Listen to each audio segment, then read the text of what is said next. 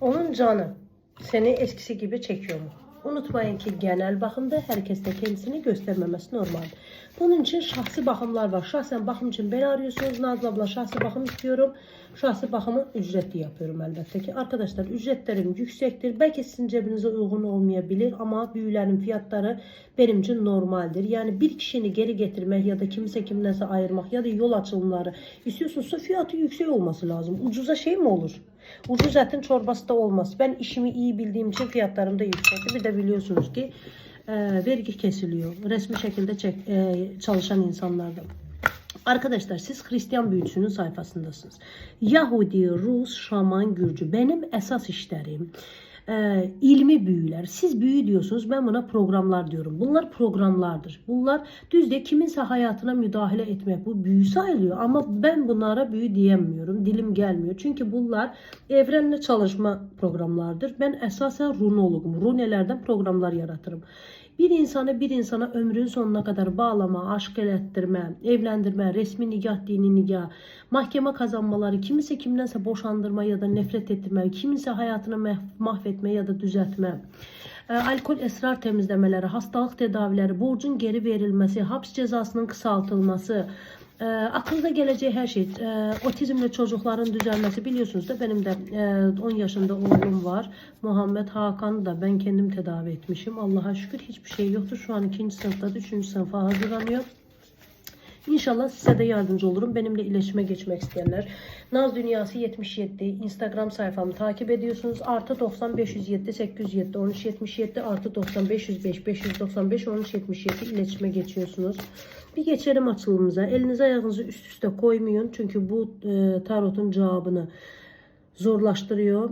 Düzgün cevap almayabilirsiniz. Bir de mutlaka videonu beğeni yapın ki, yorum yapın ki bu tarot sizde açılımı göstersin. Onun canı seni çekiyor mu? Eskisi gibi seni çekiyor mu? Niyet edin kendinize onu. Onun canı seni çekiyor mu? Eskisi gibi mi istiyor seni? 4 ay olar ki ondan haberi yoktur. 4 ay. Adam küllerinden yeniden başlamış doğmaya. Onu söyleyebilirim. Bu adamın hayatında bazı değişiklikler var, bazı yenilikler var. Çünkü artık hayatına bakmak üzeredir. Artık senden kısmen uzaklaşmıştır. Onu da diyeyim. İşinize geliyorsa kabul edin, işinize gelmiyorsa kabul etmeyin. Başka bir kadın var ortada.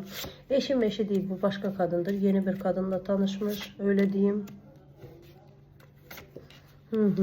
Belki bir umudu var. Eşi de var bunun, görüyorum. Bir umudu var ki belki seni unutur bu kadından. Ama diyemezdim çok kadından sen unutur. Çünkü sen onun altın harflerle hayatına yazılmışsın. Aslında seninle kısmeti varmış, biliyor musun? Ama siz kendiniz kısmetinizi uzaklaştırmışsınız kendinizden. Evet. O kadın da Hristiyandır, nedir? Neyse Hristiyanlığı var ya da ki tayfasında Hristiyanlık var. Karışık kadındır. Biraz da para konusunda gücü var. Olabilir ki bu adam ona göre ona daha çok yaklaşıyor. Çünkü adam da paraya çok önem veriyor. Sana karşı duyguları kalmış mı? Öyle bir bakalım. Sana bir şey değil mi? Seni hiçbir zaman bitirmemiş, bitirmeyecek. Hep askıda kalacaksın öyle. Elbette ki bu senin işine gelmiyor. Senin hayatında 2 tane erkek görüyorum. Bundan başka 2 tane erkek, yani 3 erkekti. Bu 2 erkekten birinde seçim yapacaksın. Evet. Birinin hem maddi durumu hem manevi durumu iyidir. O birisinde de biraz oyun oynamasını çok seviyor. Bak bence sen bunu seçeceksin. Çünkü böyle görüyorum. Adamın yüzünü unutmam. İsmindeki harfleri söyleyeceğim. U var isminde. N var isminde. V, A var isminde. U, N, A. Hatta K de var. K de olabilir. Deməli bu insan nasıl diyeyim, çok böyle selist insan aldatabiliyor. Çok kolaylıkla insanı parmağında oynatabiliyor. Öyle diyeyim. Tehlikeli bir kişidir ama sen onu çok seveceksin. Bekardır. Evli demezdim. Zamanında evli olup belki de boşanıp şu an etrafında bir kadın görüyorum ama ilişkisi yoktur onların. Yani böyle mesajlaşma var. Belki eski karısı olabilir.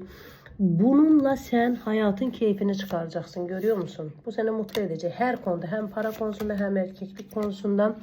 Sadece sen nedense bu adamda karar vermekte zorluk çekeceksin. Senin de dilin biraz acıdır. Bir tane mora bir bal süt.